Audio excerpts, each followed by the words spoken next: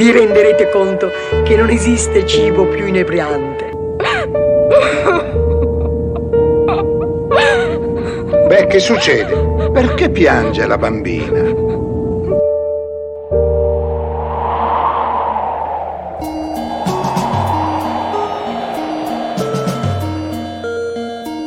Ragazzi, qui si smonta tutto. Il film non si fa più. 2 giorni qua non ci deve essere più niente. Bisogna cominciare subito. Coraggio, al lavoro. Buttate giù. Dico bene, autore? Sì, grazie. Arrivederci, ragazzi. Ci vediamo in un prossimo film. Lo speriamo.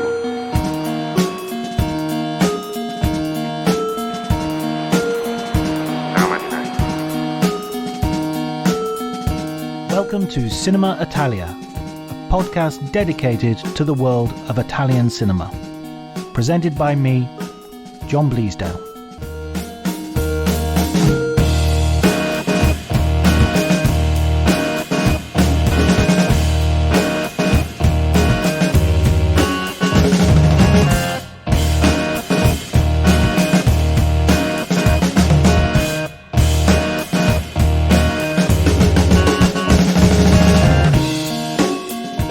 Thank you. Welcome, everybody, to Cinema Italia. My name's John Bleasdale. I'm a writer and film critic, and today I'm joined by Jason Wood, who is a writer on film in many ways. He's been on my sister podcast, Writers on Film, but today we're talking about Pasolini and Pasolini's perhaps his most famous, certainly his most infamous film, Salò, or the 120 Days, is that right? The 120 Days of Sodom and Gomorrah? 120 Days of Sodom.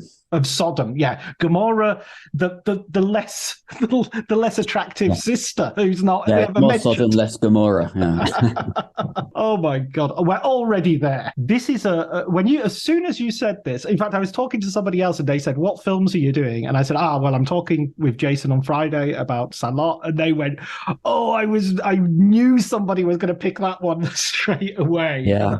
I just thought. So what's your relationship to this film? It's one of those. My relationship with this film goes back quite a long way, and I'll try and not make this too complex. When I was young and discovering cinema, I used to go to a venue in King's Cross called Scala, which I'm sure you've. Oh yeah. Yeah, Scala Cinema Club, and I'll give a plug because Jane Giles, the programmer there, has just made a brilliant documentary called Scala with 3 exclamation marks. And I used to go there, and it was where I discovered films that you wouldn't see in the normal rep theatres. In the 80s into the early 90s, London was a kind of paradise for cinephilia, and you could literally pick up a time out and just go around London seeing classic films. The Scala was where you would go to see films that weren't celebrated in the same way in the canon. It was where you would go to see Pink Narcissus and John Waters films and experimental films by John Krish, etc., and kind of 1950s Hollywood B movies.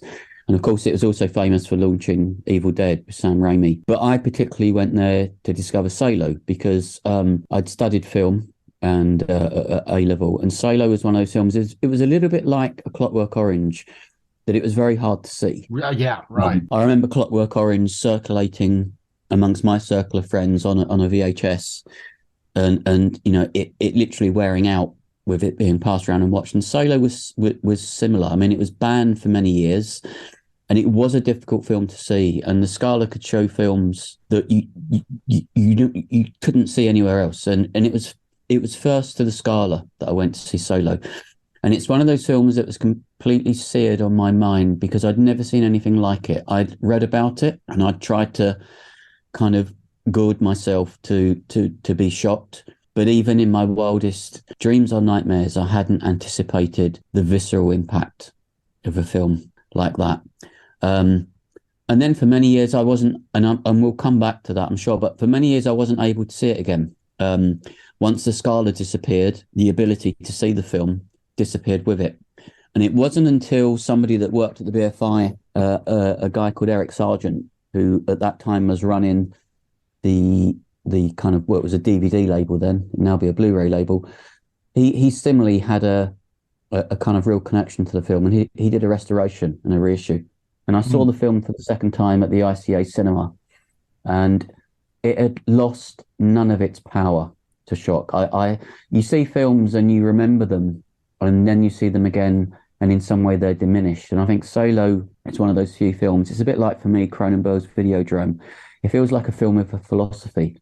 and it's a film that time can't really contain or curtail. And the second time I saw the film, it had exactly the same impact. And it's one of those films that I actually, when I'm obsessed with a film, I tend to watch it voraciously. I once went through a period where I was watching Chris Pettit's on a daily basis. And I did a similar thing with Antonioni's The Passenger, which would have been my second choice for this podcast. But Salò is a film that I really kind of made sure that I don't over-imbibe. And it reminds me of a quote from Brian Eno, who was once asked what his final favourite record was. And he chose, I think it was the second LP from the Velvet Underground. And the journalist asked him, "Oh, you must have listened to it hundreds of times." He said, "No, I've only actually ever listened to it once, because I didn't want to forget that feeling of hearing it for the first time." And I have a similar reaction to Salò. Every time I think I'm going to watch it again, and it doesn't that often appear on cinema screens, but I have in front of me my BFI Blu-ray DVD from when it was reissued, with a quote from Michael Haneke on the front, which if you'll permit me, I'll read you it. It says, "The only film that has managed to show violence for exactly what it is."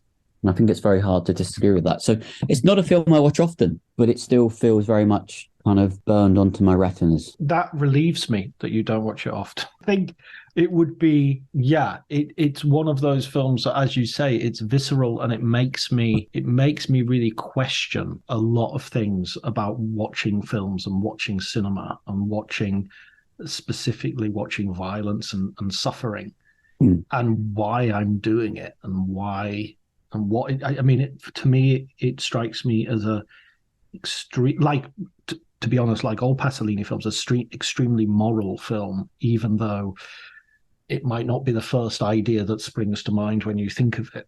Yeah, and it's interesting as well. I think you said at the start, John, it was his final film.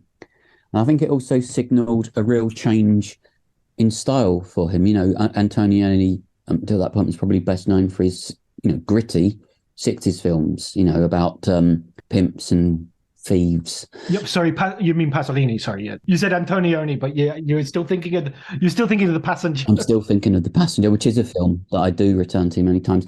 So this film felt like a different style from the 60s films, and a different style from the 70s trilogy of life, the Decameron and the Canterbury Tales and the Arabian Nights.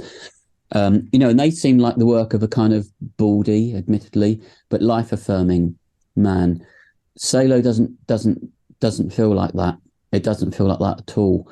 It really feels like the final work of someone who did want to shock, and he wanted to give someone an incredibly visceral viewing experience.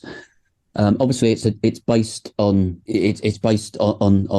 Salò, or the 120 Days of Sodom by the Marquis de Sade. And that book is a kind of opus of torture and degradation. And of course, you have to forgive my pronunciation. My Italian is not good. Salò, moves that to 1944 fascist Italy. So it's a very political film. But you're right. I mean, it's one of those films. I guess a little bit. Peeping Tom is another film which I think does a similar thing. It's one of those films that makes you question why you're watching. And there are many times in this film where you do literally want to look away. It's these different circles. You've got the sessions, which face sodomy. Then you've got the circle of shit, where people are forced to their own feces, and then you've got the blood, which is perhaps the most violent sequence of the film, in which skulls are smashed and eyeballs are sliced and victims are ritualistically slaughtered. And I think it's one of those films that, from the very first frame until the very last, you do feel. I mean, I earlier evoked Clockwork Orange. You feel like Malcolm McDowell strapped in that chair with your eyeballs prize open. There's nowhere to go once you're in Salò, unless you turn it off. Nowhere to go from it. I don't think there are films that you can say do that. And I know there are a lot of people that despise Salò. It's disgusting, shocking. It is perverse, and the fact that it banned. Not only was it banned, in some areas it was loathed, and you can certainly understand why it would inspire that reaction. But I think when you get to the heart of the philosophy of it and what Pasolini trying to do, I think it's an incredibly intelligent film, if admittedly, as we've both alluded to, an unpleasant. I mean, I can understand that reaction. I mean, there's obviously a reaction against Pasolini from the right and from the conservatives, Yes. who don't want to, just a priori won't like him as a filmmaker because of his own positions, his own politics. And there is also like the casual viewer, of which, there won't exist a casual viewer of this film. The casual viewer will walk out quite quickly, I think. But Yeah. there is an understandable sort of, why are you putting me through this? What is the point of you doing this to me? You need a point to do this to me. You can't just be shocking me for the sake of being shocking. And unlike some films of extreme provocation, Salò doesn't strike me as a film which is trying to be provocative, strangely. I mean, trying to be provocative for its own sake. No, I'd agree. I mean, it's in a very kind of dispassionate style, which I think speaks to your point. But I think also you alluded to, I think Pasolini, what he does, the way he shoots it, he makes you complicit. And this also takes you back to the Michael Powell's Peeping Tom allusion. He kind of makes you implicit in the voyeurism. And yeah, it is filmed in a very dispassionate way. And I think it goes back to what we were speaking about. I think what it does through that filming style is he does force you to confront the fact you are witnessing this kind of ritual slaughter of innocent. I think it's a film that has a very, very close connection to screen violence, and a film which I think asks you to, as a viewer, to talk about your connection to film violence and whether this violence that you see on screen is something that you're dispassionately watching unfold, or whether you're in some way more complicit in it. I mean, it's an incredibly radical work, and it remains a radical work. And I think that also through the style and through the subject matter, I think the filmmaker is forcing you to also kind of engage with and confront the violence and reality of the world. And I think you could argue that from when the film was made, the world has kind of continued on that course that the film kind of predicts. Thankfully, we're not quite there yet, but I don't think we're too far away. That's really fascinating. I want to come back to that idea of complicity as well. Let's sort of just maybe move through the film a little bit, like especially if people haven't dared to watch it yet, so they have a sense of the actual.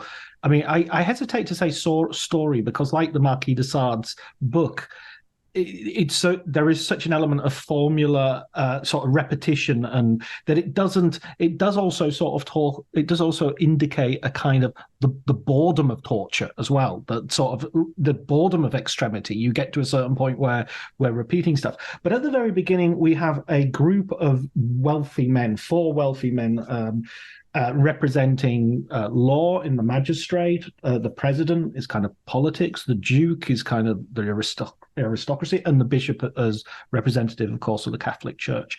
And they are grouping these young people together. So there's a real generational thing going on here. This is what we're going to do to the young people. And they sort of have a selection process, and then they sort of lay down the rules. And then the following days, they select some soldiers as who are going to stand apart and are going to be are going to help facilitate. They're going to be the police in this scenario. And then you have a series of stories that they tell and of trials that the young people go through, which include the worst degradation and pain and suffering you can imagine. Just as you're imagining, it can't be much worse than this, it gets worse. Yes. And yeah, I think as you mentioned earlier, the sections are sort of to some degree inspired by Dante and the Circles of Hell, as you alluded to. But yeah, I think that will give you, and of course, this being the last day of Salò. Salò is the fascist republic, the rump republic that Mussolini continued to be the nominal dictator of, while obviously it was controlled and defended by the Nazis, the German soldiers, following the Allied invasion of mainland Italy. So I think that to give you an idea of the context. So this is their sort of last hurrah as they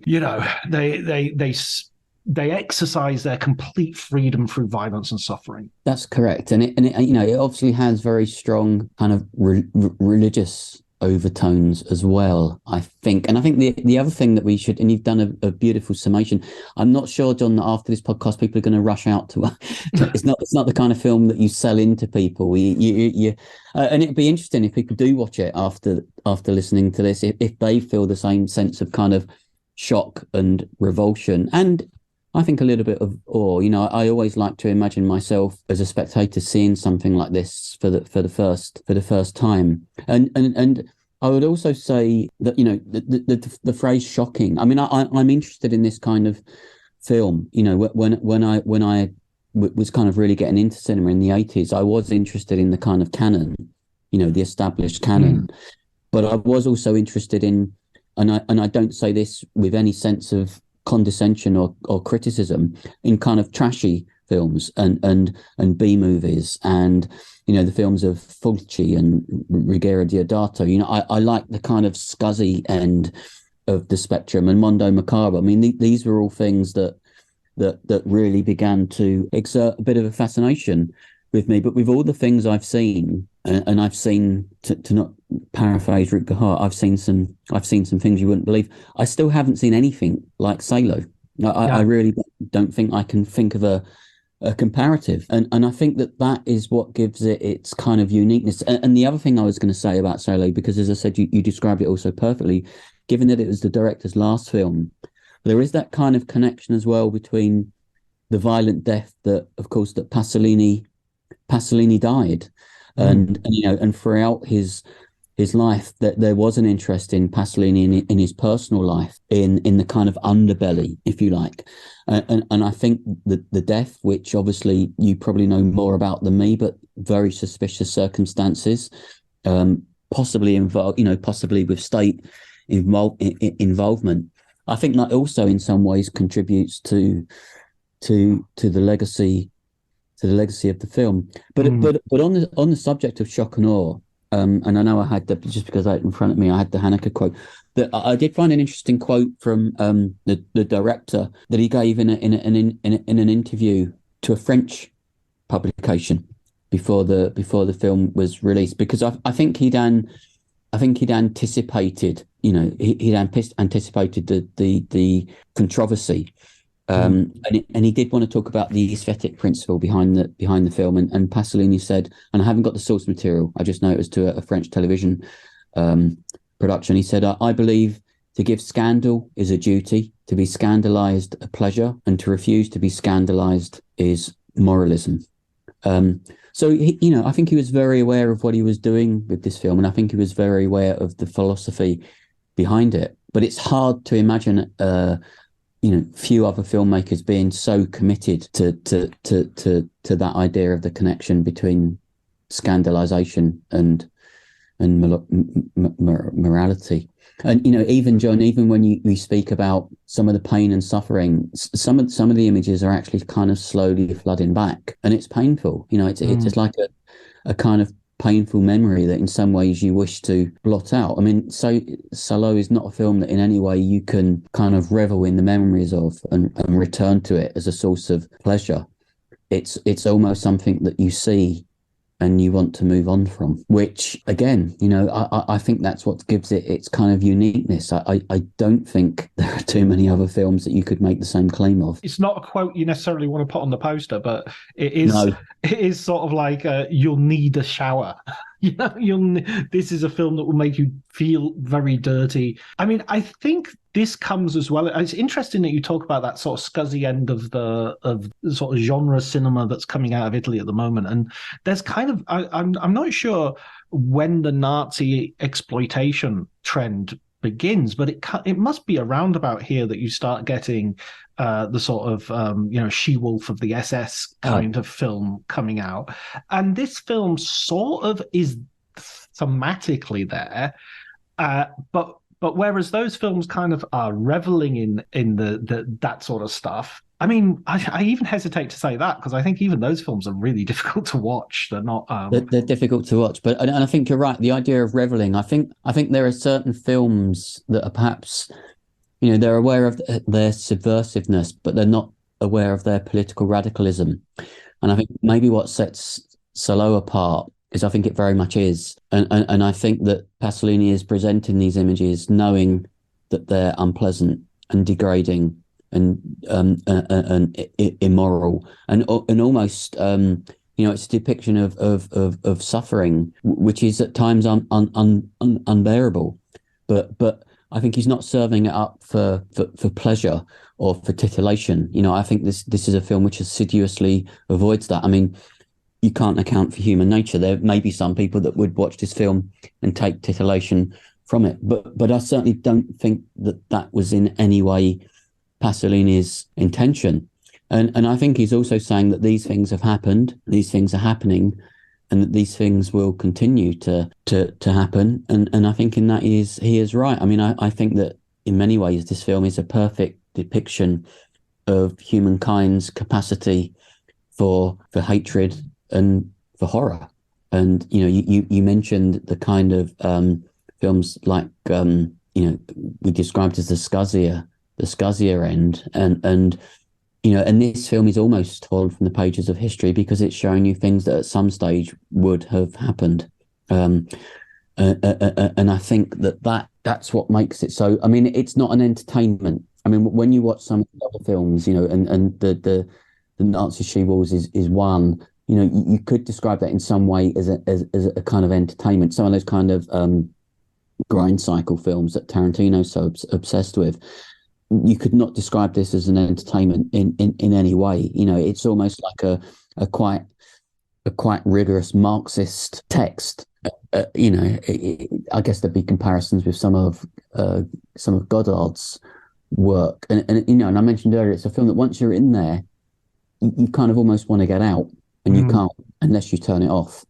And I think turning it off is kind of almost what Pasolini is inciting you to do, but it becomes impossible to look away from, I think. I think that's interesting, the way you used that Haneke quote right at the beginning was, Haneke famously said, if you walk out of my films, then you don't need them. You're healthy. And I kind of, in a sense, Perfect.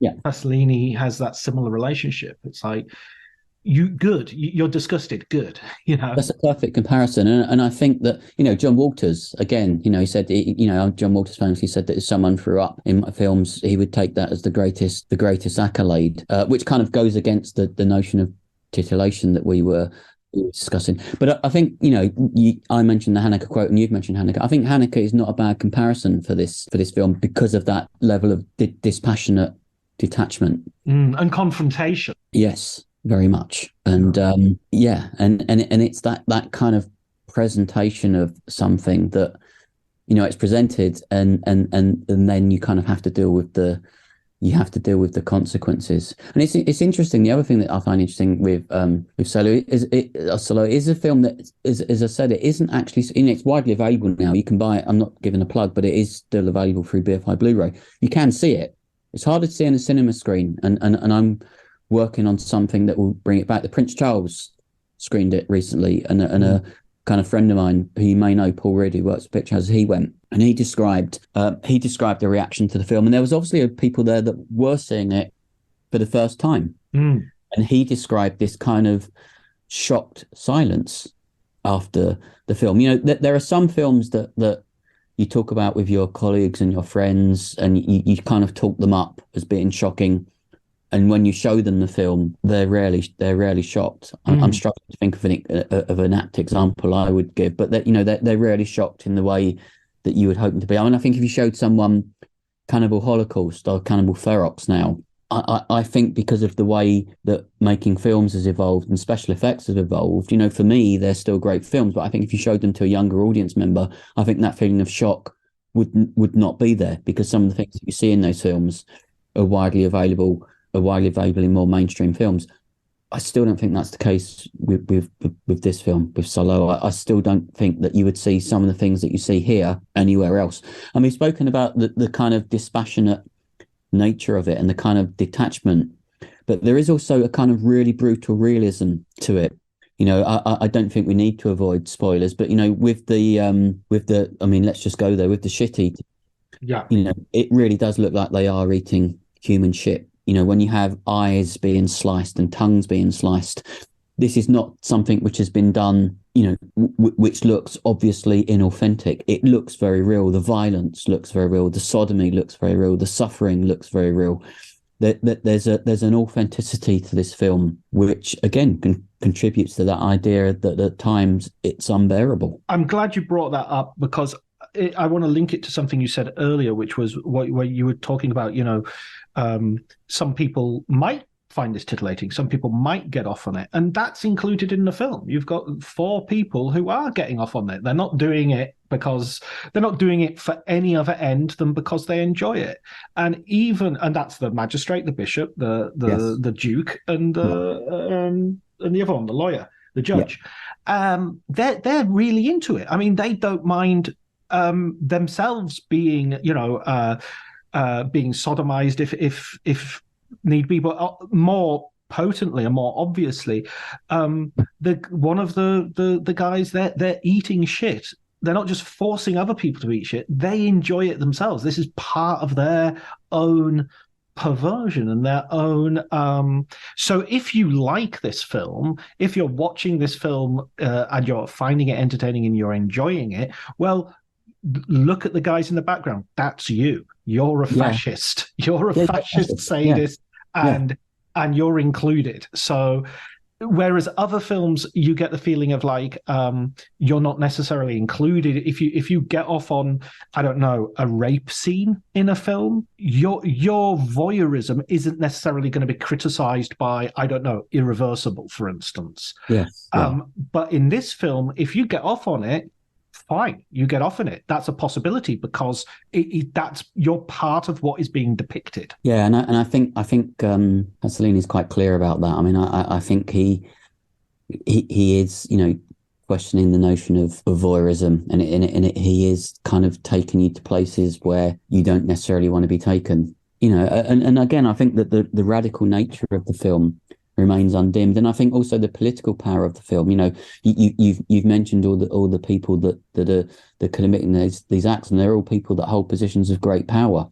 In terms of the state, and they're able to exercise these kind of violent and sexual peccadillos because they hold power.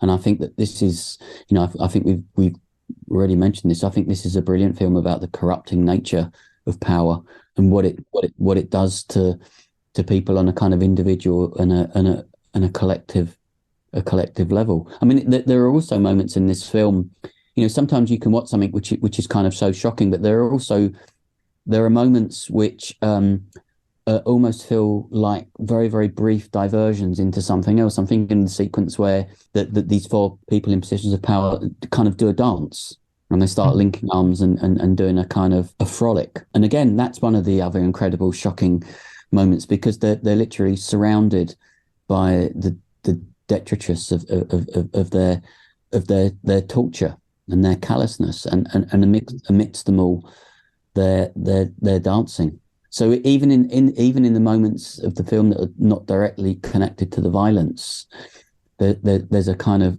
shock and awe to them. Be interesting to know, I did try and do some, filmmakers that have been influenced by this film. I mean, obviously, Haneke, as you mentioned, but it's not one that I can recall being regularly cited in any way as a major influence. And it's a film that still feels, and I'm sure people will vehemently disagree, but it still feels like a film which is in some ways in the shadows, which is odd, because it is widely available. You can go out and buy it and rent it.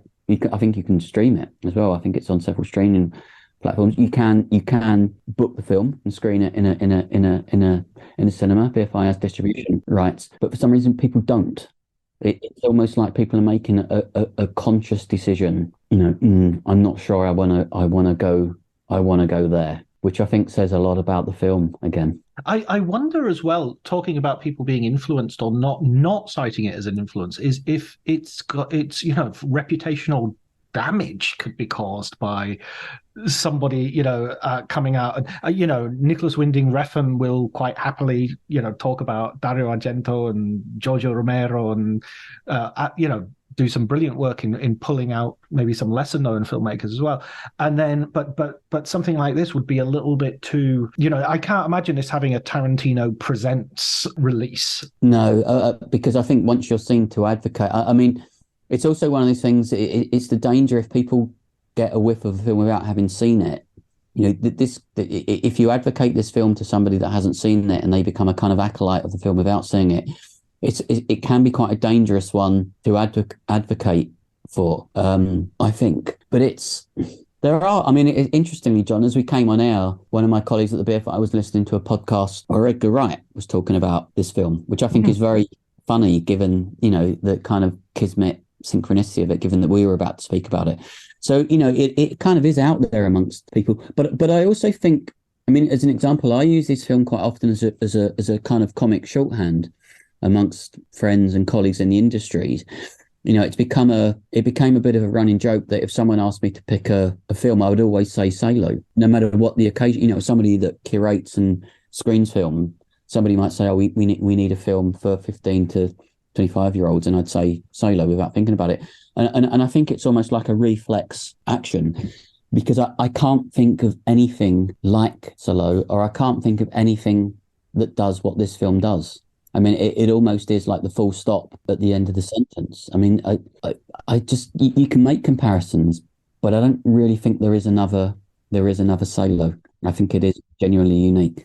Was it in your top 10? That's a wonderful. The thing that I tried to do with my top 10, you could call it tactical voting, is I tried to spread the votes far and wide. I think in the end, and I would have to double check this. I think it was in my top 10, and it was interesting. I was reading in the Sight and Sound we were discussing before you hit the record button.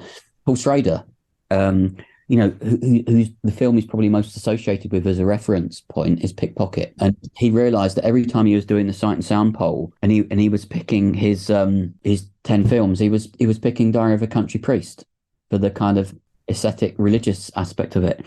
And he kind of said, I can't keep talking about Pickpocket and not include it. So he did include it. But I think I found the list, and no, I didn't include the film. And it, doing that top 10 list, and I know that you did it, it's one of those things that as soon as you do it, it's what do you leave out? What's the value of something that you include instead of it? If you were saying, probably you're the same, if we were to say now what's your top 10, we'd probably come up with a different top 10 to what we came up with absolutely previously. But it's certainly the film that I gave you that Eno quote. It's certainly the film that is the one that remains foremost in my memory, which is why I can't bring myself to watch it too many times. It's like almost like having a photograph of someone that you once loved that you can't bring yourself to keep looking at because of the memories it evokes. And I think that this film is a bit like the kind of MacGuffin in Kiss Me Deadly, what's in the suitcase. I think once you open that suitcase with this film, you don't close it. I love what you said about it being the full stop at the end of the sentence, because it is that proof that, there's a truism that, extreme cinema, you push it so far and then the next generation pushes it further, and what seemed shocking in one period is tame in another. But there are limits to extremity. You push so far and that's it. You've hit it. You've got it. And this film does feel, as you said, like that full stop. It's like that. Why would you go further than this? This is as far as you can go. Yeah. And again, I think we might have mentioned just at the start, we spoke about Cronenberg's Videodrome, and I think that's such a powerful, radical film. And it was described as having a philosophy. And I think Pasolini's film is the same. And I think extremity for the sake of extremity, the philosophy behind that is just to shock and to provoke outrage or titillation, whatever. But I think when you have a philosophy which is questioning power and abuses of power, I think that's a very, very powerful thing to have. And I think you can be shocked by this film. Of course you can. But I don't think that you can really just watch this for the extremity. I think you watch it and you do find yourself becoming wound up in the kind of philosophy and the radicalism of it, and the pure subversiveness. And again, it's a film that I associate with a particular point in my life, and seeing it for the first time on the big screen at the Scala, which was this kind of palace of cinema. And again, it also represents for me, John, the idea that cinema doesn't have to be one thing. This is a kind of European film, and you expect a kind of intellectual rigor, and it has that, but it also has that kind of that element of shock and the power of the visual image to upset and cause a kind of complete recalibration. It has so many elements, and also it was one of the first 18. I mean, I would have seen this film when I wasn't 18, and it would have been one of the first time I was aware of some of these acts from some of the other films that I'd seen, but I hadn't seen them depicted on screen before. I mentioned the word earlier of that element of authenticity and reality. This wasn't something that was happening, and you thought, oh, that only happens to someone else. This is obviously mythic, or this is obviously make-believe. This isn't reality. This very much feels like reality, and there isn't any closing the door on it. Did you feel ill watching the film? Because I've watched it twice, and and the second time I thought, well, I've watched it this time, as you said, you said right at the beginning, this time I'll be a little bit inured to it. I won't be shocked by it, or surprised at least by it. And the second time, there's a moment where I honestly, I felt sick to my stomach. That's a completely I mean, I have quite a strong constitution. I think the only image in cinema that I have to look away from is the image in Dali and Buñuel's and Chien Andalou of the slicing of it looks like a human eye, but as we know, it's a cow's eye. That's the only moment in cinema that I'm not able to look at. I can't say the same about Salò, which maybe says something about me. I mean, with certain forbidden images, that there is this, it's almost like when you witness an accident, there's an inability to look away, how much you want to. And I find that with this film, I'm unable to look away, and I'm held kind of mesmerized by the depravity and degradation. But with something like in Chien Andalou, I am sickened, and I do have to avert my gaze. And I also think that averting the gaze, that there's nothing wrong with that. That I don't adhere to this idea that if you kind of look away from an image which is upsetting, you're in some way kind of failing the filmmaker, or you're in some way showing fallibility or weakness. Life is full of so much suffering and displeasure. If something is causing you suffering and displeasure, and you can choose to not be subjected to that, then stop it. But no, I don't find myself sickened by the film. I find myself sickened by the acts in it, and I find myself sickened by the abuses of power. But I think I also feel that with this film, I don't think it's an inaccurate depiction of some of the ways power has been abused throughout Western civilization. I mean, without wishing to go too political, you mentioned fascism, but even if you look at the photographs which emerged recently from Abu Ghraib and the abuses of prisoners, the sequences that we witness, these are not fantasy. These are not images that have no correlation to reality. These are things that happen, and possibly worse. And it just it kind of shows that no matter what your worst imaginings are, there's always worse. But I do feel that there isn't much worse than what we see in Salò. It's interesting, you mentioned Argento, and I know we've both spoken about the fact that we've got this season on the BFI South Bank, and you look at the films of Argento, and they're when I watched Suspiria for the first time, that film was 77, 76. I remember thinking that was the most frightening thing I'd ever seen. When I watch that film now, I still love it, but it doesn't shock me at all. You can kind of see the joins, you can see, and that's not in any way to downplay the significance of that film. But time marches on, as we said, and special effects and the way that things are done and changes. I think that Salò just stands apart from that. I think it will be forever timeless. I want to go back with you a little bit with the politics, because I think that's a brilliant point you made. And of course, those photographs, people were covered in shit. People were Yeah. being tortured and being sexually humiliated and being sodomized. And the American soldiers who were committing those acts were grinning at and putting their thumbs up. And so I absolutely take that point, and I think that's one that's worth repeating. I'd just like to put the film a little bit in context as well, to show that I think this also is an argument against the film being sort of gratuitous or in some way. This is released in the late 70s, 76, I think, this film as well, same year as Suspiria. And Pasolini is living and has grown up in an Italy in which the fascists don't leave Salò and all go to prison. 97% of the police officials who were police officials during the fascist regime were still police officials in the 50s and 60s. The police was the same police from the beginning of the war to the end of the war and after. There wasn't a process of denazification the way there was in Germany, not to the same degree, not to the same extent.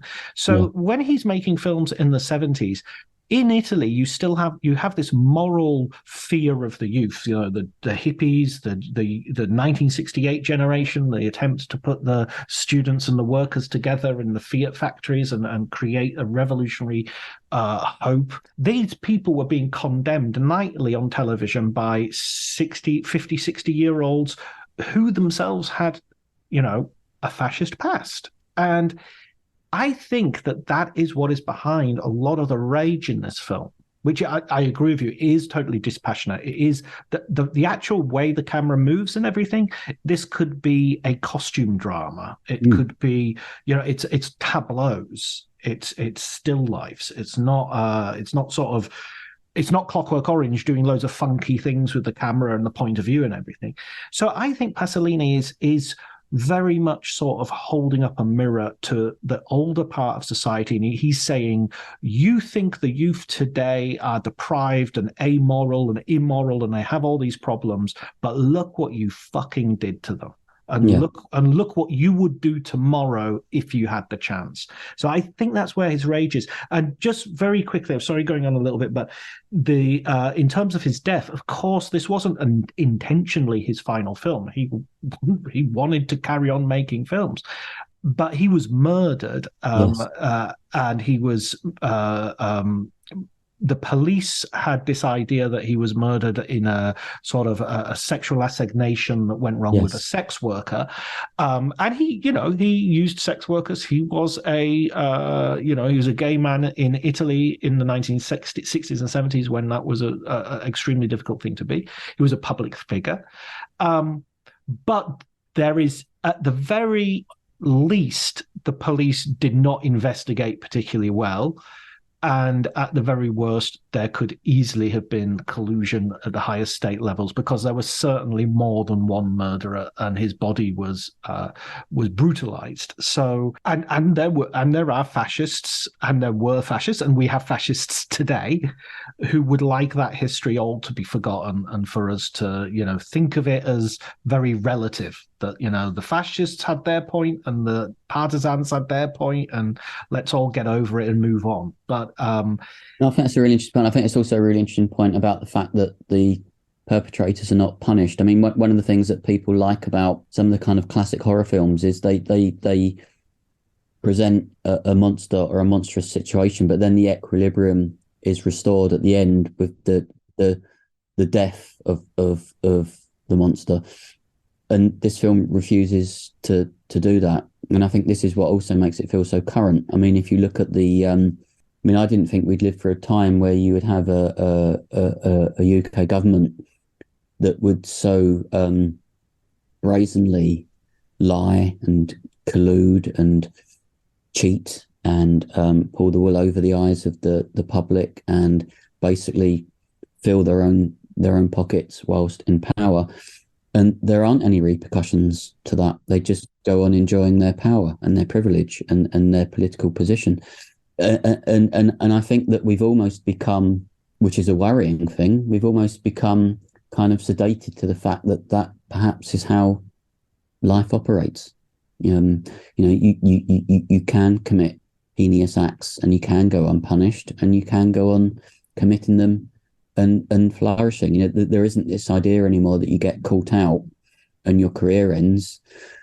That does not happen. And I think that's a point that this film also makes. Absolutely. I mean, I remember, just to go back a little bit to the Abu Ghraib atrocities, that the abuse, human rights abuses and torture that took place in the prison.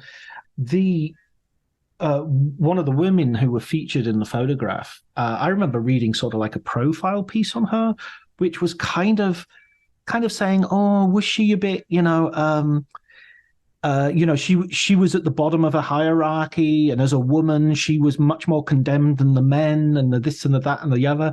All salient points to some degree, but also kind of like, is this how far the Overton window has been pushed, that we're thinking, I mean, I was listening to a brilliant audiobook by Alan Partridge, and he was referring to Handmaid's Tale, and his review was, it's a bit one-sided. You know what I mean? Yeah. Is that where we are, where we're watching Salò and going, yeah, but I mean, let's look at it from their point of view. I mean, that's why this film feels relevant to today and not just like a historical sort of moment. Yeah, as I said, I think there is this idea of timelessness about it. And, when I was teaching, I always wanted to show it to students, and I never did. And I regret it, because there is this sense that you kind of question, well, what am I unleashing? What's it going to do once? Because as I said, once you've seen this, you can't unsee it. And I think it does present something of a quandary. And I've recommended this film to one or two people, and I've recommended it in line with some of the conversation we've had, and kind of warned them.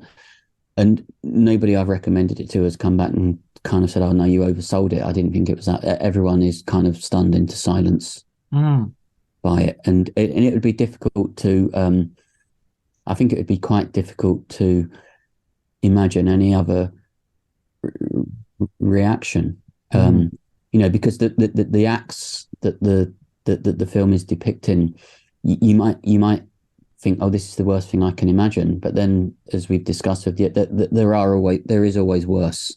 And if there's worse than what's shown in Solo, you have to kind of, and there is, because we've seen it, you have to wonder at what stage humanity and civilization is at. I mean, it's almost like you could almost use this film as a warning sign, of not where we're headed, but where we've actually arrived at. And I think that's another thing which makes it incredibly potent.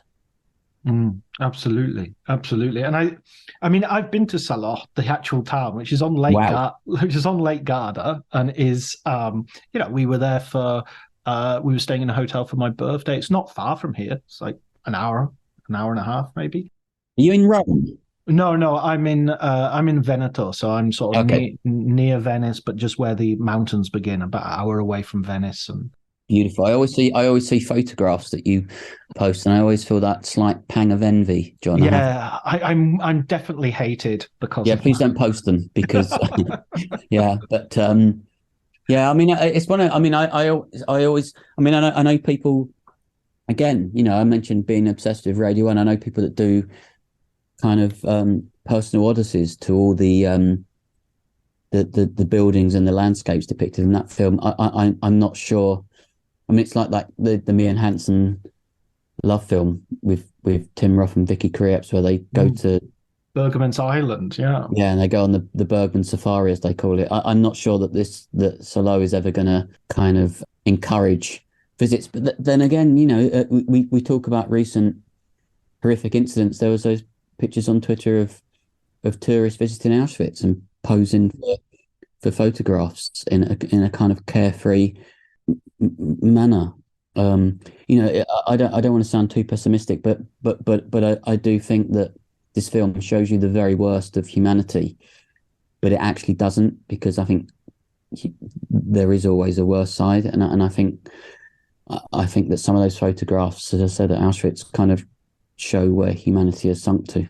It's not the most cheery podcast people are going to listen to, John. This one, I mean, it's not supposed to be. And I wanted to ask you, actually, as a curator of and someone who might well be programming this in the future. There are plans to, actually. Yes, yeah. Would you ever consider sort of the context I mean, I'm sure you do, the context in which people are going to watch this and then come out of the cinema. So in that sense, would it be the sort of film you would think we really need to have a discussion, or even some counselors standing by or I mean, we're living in a world of trigger warnings, and I don't want to be dismissive of that.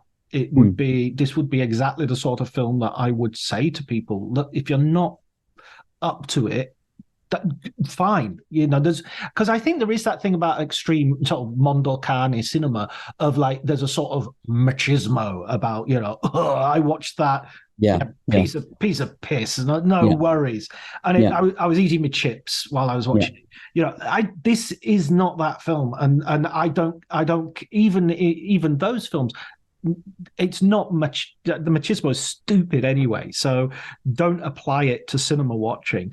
And the same, I don't know. Would you want to put something in the foyer, or what would you want to? I think we would. I mean, at the BFO, we have to be very responsible about what we show. I mean, a lot of it is around kind of contested history. When you show some of the 70s and some of the politics and the language has changed. But I think with this film, and sometimes we just do it through the words that we use to describe it. You would not want people to go and see this film without knowing what they're in for. Equally, you don't want to feel like you're a huckster selling them an experience which does appeal to that machismo element. But I think you have to be very honest with people about what they're going into see. And and I don't want to overinflate this point, because this is not an unknown film by any stretch. There may be cinephiles or academics listening to this and thinking, well, why do they keep talking about it? I know it. I would still argue that this is not it's a known film, but I'm not sure it's a widely seen film, because it isn't, as I said, it's widely available, which is different, but it isn't one which is constantly screened. I mean, when the Prince Charles screened it recently, and I think they screened it twice, it was an event, because it hadn't been screened before. So I think that the film does have that element to it. But yeah, we'd have to take a responsible position and warn people about some of the images that they're going to see. We're hoping to screen it as part of a forthcoming season around films around connected to the Scala, and it would fit in very well, because what a cinema like that did, it gave you a kind of cinema education, but it also gave you an education in politics and ethics and philosophy. And I think that's one of the roles that cinemas and arts institutions in general can play. But yeah, I mean, it remains a complex and difficult film, but I would argue it remains a complex and difficult film for some of the right reasons. I totally agree. I think it's a sort of ethical test to destruction of the idea of witnessing. You when does witnessing become voyeurism? When does Absolutely. when should you look away? How far do you need to be disgusted by evil before it's too much, before it contaminates you? Yes, exactly. Yeah. I think that's perfectly put. I want you to come back and talk to me about The Passenger then. I'd love to. I mean, that is a film I am obsessed with. That I mean, I'm looking at the poster on my wall. I mean, that is one that I mean, that for me, that film, it's written by or co-written by Peter Wallen, who is someone that I admire, and I think that's a film that kind of deconstructs the European road movie thriller in just such a brilliant way. But it's also one of my great desires sometimes to escape my own life, become someone else. I mean, it's the kind of Reginald Perrin syndrome, isn't it? It's the need to walk away from life and become something else. It's also got my favourite line in cinema where they're driving in the car, and Maria Schrader says to the character played by Jack Nicholson, "What is it that you're running away from?" And he says, "Turn around and look behind you." And then the camera, and you just see the shot of the car driving away into the future. He's running away from everything. It's I think it's the perfect film in many ways. And people think about the passages just for the ending, but there are many other remarkable sequences in the film. And I think it has that perfect element of fatalism and escapism, which I don't know, I just find so appealing. I think there's an element in the Patricia Highsmith adaptations, like The American Friend, as well. No, I mean, The Passenger is a film that I do frequently show. When I was teaching, I would show to people. And it's also somebody the other day, and I didn't agree, described The Passenger as having dated badly. I don't agree at all. I think it's almost I think it remains an incredibly modern, postmodern film. Even when we finish this, I could go and watch it quite happily. I was just thinking, you're absolutely selling it to me, because I've seen it. I've got it on DVD downstairs, and I want to go watch it now. Yeah, and it's got great performances, like Ian Hendry and Stephen Burkoff in quite small roles, and Jenny Ranica. But it's and the sound, I'm really interested in sound design of that film, because I won't spoil the ending in case people are listening that haven't seen it. But the ending is described as being quite opaque. But it's actually, you've mentioned Haneke earlier. There's a clue at the end of Hidden as to what's happened, and there's a similar clue at the end of The Passenger, or just before the end of Passenger, as to what's happened. But it's not something that you see; it's something that you hear. And even when you hear it, it's partly masked by the sound of it's either a car exhaust or a motorbike exhaust. But if you listen carefully, you hear a gunshot, and I think that's something that Antonioni was so good at, and he does similar in Blow Up, is that kind of slow reveal where a gradual accumulation of the senses brings you to a point of realization as to what's happened. I think he's our best existentialist thriller director. Yeah, absolutely. It reminds me as well of Dashiell Hammett. There's a story that isn't included in the John Huston Maltese Falcon, where Sam Spade recounts about a man who was who went missing, and he had to go and find him. And he found him after like 3 years. And this guy had moved to another city and changed his life. And he was married with kids, a different wife, different kids. And he was like, what happened? And he tells him the story that he was walking down a street in New York, and a girder fell from a skyscraper and crashed into the pavement in front of him. And he, just for a whisker, he survived at this near fatal accident. And he thought, that's it. I could die at any minute. I'm getting on the first train and I'm just living free, and I'm going to do this. And Sam Spade says, yeah, but you just went to another city and you got married, and you're living exactly the same life, just with different people. And he said, yeah, but no other girders fell. But we all desire that sense of escape. All the kind of responsibilities and pressures that we have. There's that idea of just going out and becoming somebody else, and that still remains incredibly appealing to me. Yeah, let's do The Passenger. Next one, let's do The Passenger. I'm sorry. Excellent. Thank you so much, Jason. It's been a real pleasure talking to you. It's always a pleasure. And you had me on for the Writers on Film, and it's always great to talk to you, because you know your stuff and you're passionate and wide-ranging interests. So it's always a pleasure to do it. So anything else that you'd like me to do, just say it, and I'll be there.